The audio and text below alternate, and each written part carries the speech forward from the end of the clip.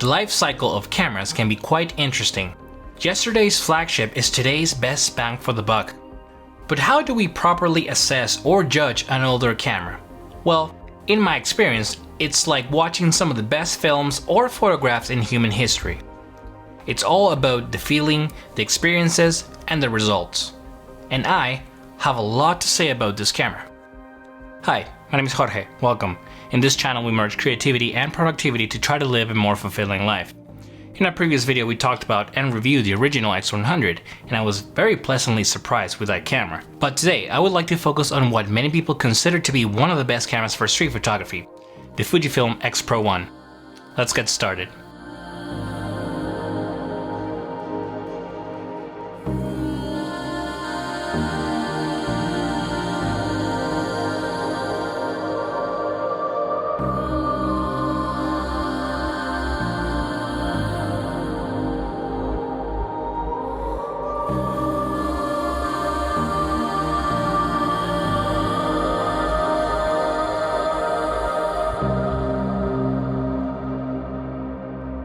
I don't find talking about specs helpful or entertaining, but since the X-Pro1 was released in 2012, talking about the specs will help us remind ourselves of what the camera has to offer. So let's get this out of the way so we can properly focus on my experiences with this camera.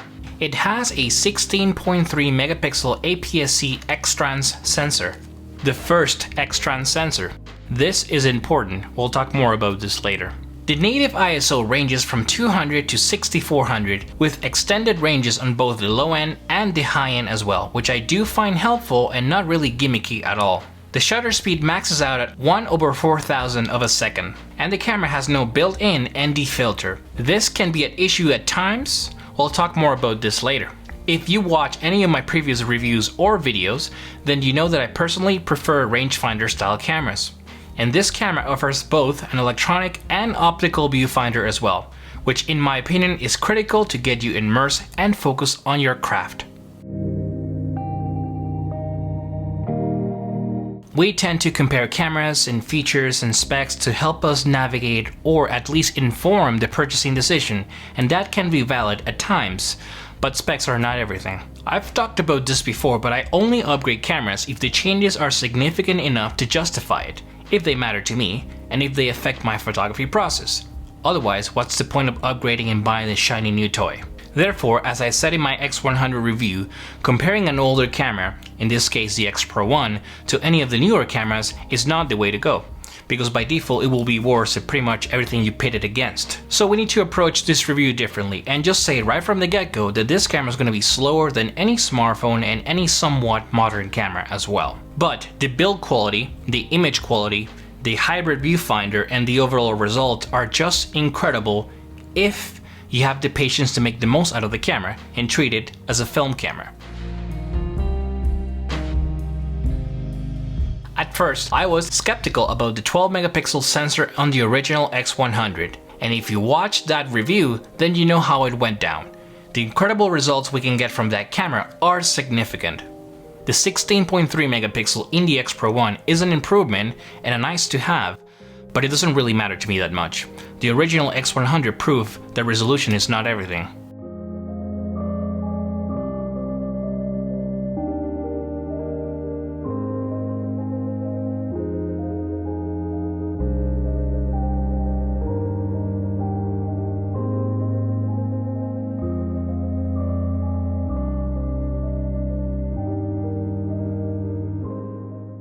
The native ISO tops at 6400, and although the expanded ISO can go even higher, I suggest staying within the 6400 range to get cleaner files, since the noise can be noticeable at times. In a previous video I mentioned that the X100 lacked film simulations, and what I really meant to say is that it lacked my favorite film simulations, the ones I use every single day. Classic Chrome, Acros, and now Classic Negative, and the same applies to the X-Pro1. However, like most Fuji cameras, the colors are great and it grades well too. But the really important thing to consider about image quality is that the X-Pro1 has the first generation X-Trans sensor, and that is important. And this is a huge deal. First, the X-Trans sensor has an organic look and a filmic quality that I cannot replicate on the X100. Believe me, I tried. And second, this sensor gives you the ability to manipulate and push the color profiles, which is the most important thing about this camera, in my opinion. For example, there are entire websites and forums dedicated to helping people with simulation recipes. And as you can see, these recipes are classified by types of sensors. It did not take long for me to find the classic chrome recipe for the X-Pro1 or any camera with the first X-Trans sensor for that matter. In fact, most of the images shown in this review were taken with fake classic chrome recipe. And there's also really cool Instagram accounts that offer recipes as well. X100P comes to mind. Really cool stuff. They show the recipe and they also show you the results as well. Go check it out, links in the description down below. For me, this is one of the most important things about the X-Pro1. The organic look and the filmic look of the sensor and the ability to manipulate and push picture profiles and have recipes as well. Really, really important. This is all new territory for me. After all, I started my photography journey with the X100T. But having interchangeable lenses gives you lots of options and lots of things to look for and explore as well. I wanted to feel comfortable with the camera and be able to assess it fairly. Therefore, I got the Fujifilm 23mm f2 lens. Now, you may think that getting this lens is a little boring, especially because I have the exact same focal length in the X100 series, and I can see the argument. But I wanted to focus on testing the camera and not having to worry about changes in focal length and not having to worry about adapting my perspective and my field of view to my photography process. So that's why I got this lens. Feels right at home. However, when I started to dig into it, I was pleasantly surprised to see the available options out there. From the high-end range, like all the Fuji X-Bound lenses, which are really high quality, small and light, but also third-party lenses like the famous Viltrox lenses, which seems to be really good quality at a decent price, and the low-end range but still quite popular options like the 7 Artisans lenses and the Per Gear lenses as well, or the vintage route, which is simply just adapting affordable Minolta glass as well. If you're interested in lens reviews and comparisons and basically creating a new category in this channel, then let me know in the comments down below. This camera is built like a tank, and it's heavier than I expected, but still nothing compared to, let's say, a DSLR with zoom lenses, so it doesn't really affect my photography process. I have mentioned this before, but I love the look of these types of cameras, the tactile knobs and dials, and the rangefinder style viewfinder. You have quick access to some of the most important settings, the aperture ring on the lens, the shutter speed dial, and the shutter compensation dial. And although you don't have a dedicated ISO dial, you do have a quick access custom function button that allows you to access ISO quickly. The rangefinder style viewfinder is incredible, and I live inside it while taking photos, and that is the main reason why I use these types of cameras. And the last thing I want to mention is that the camera is not weather sealed, so plan accordingly for that. I have mentioned in my X100V review the importance of weather sealing and show you why I need it. Links in the description down below if you want to check it out. The grip feels great. You can hold the camera properly and it feels secure as well. It does not hurt after a while like some of the X100 series, which is a huge win in my opinion. After updating the firmware, the camera feels faster than the X100, which is another win in my opinion. Now, I just want to say that I absolutely love the mechanical shutter sound. So good. However, it is very, very noticeable. Photos like these, taken with the noiseless leaf shutter from the X100 series, are a little bit more complicated to get with the X-Pro1, and there is no electronic shutter in this camera. I tried shooting like that with the X-Pro1, and every single time people notice me and turn around, so that's something to keep in mind. It feels a little unfair to complain about issues that the camera has, especially when I know that these things have been addressed in newer models. However, if you're buying this camera, then these are things you have to know nonetheless. For example, in this camera, the rangefinder style viewfinder that I love so much does not have a diopter. That means that you need these diopter correction lenses to customize the viewfinder to your liking. However, these are hard to find. Most of the original accessories for older cameras are discontinued. I checked B&H, Amazon, etc. And yes, you can still find them, but you have to dig a lot deeper and potentially spend a lot more money than you initially intended.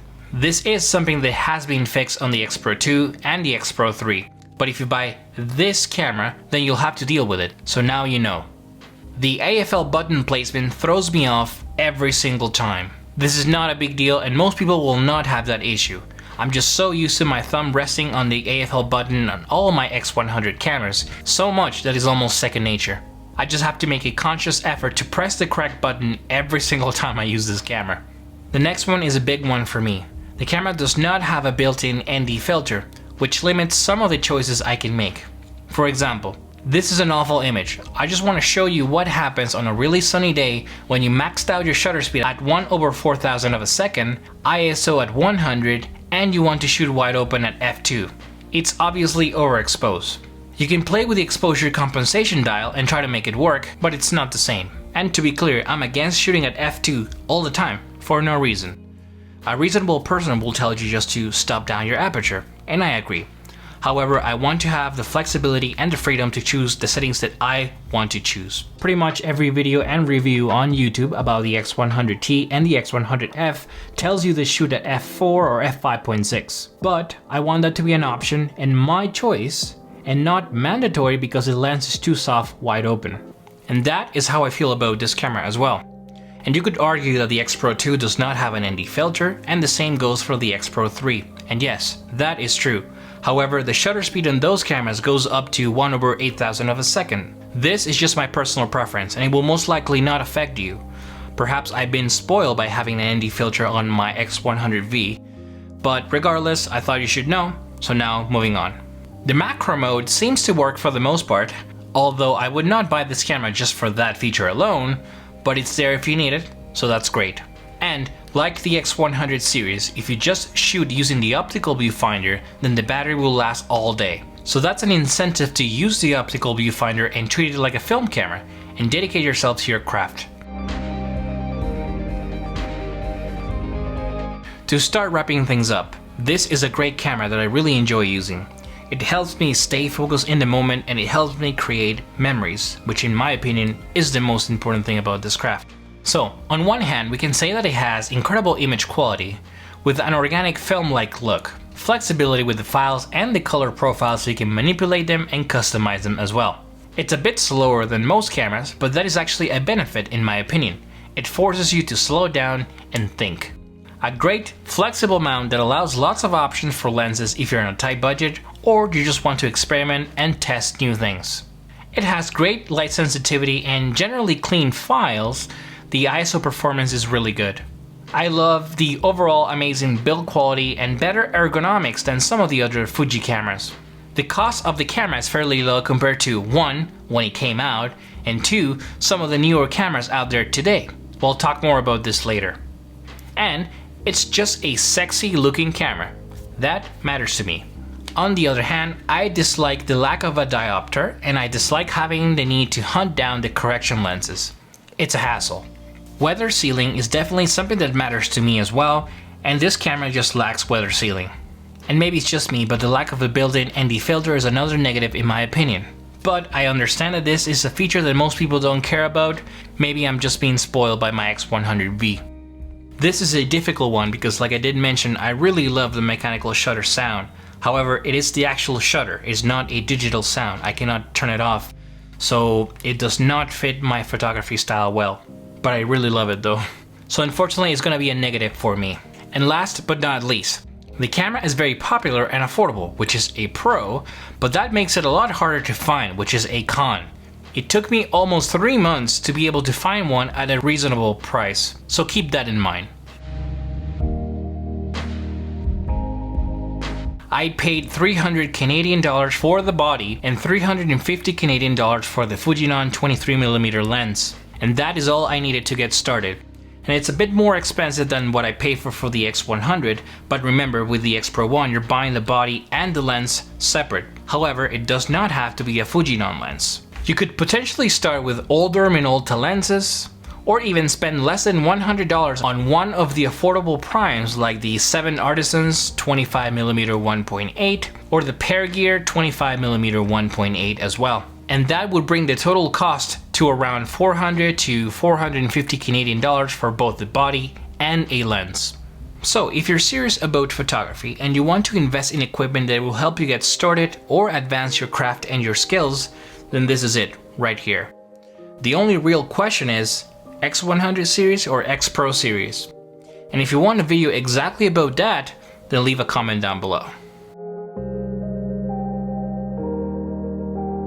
So that is the X-Pro1, an incredible camera with quirks that offer incredible image quality and results. Overall, I really enjoyed it and I highly recommend it to anybody considering starting their photography journey or getting serious with their photography work. As always, I am curious to know, what do you think? Have you owned any of the X Pro series? Do you have a preference between the X100, the X Pro series, or the XT series as well? Share your thoughts in a comment down below. But that is it for today's video. If you found this video helpful or valuable, please like and subscribe and follow me on Instagram as well. Thank you very much for watching, for giving me your time and your energy, and good luck with your creative process.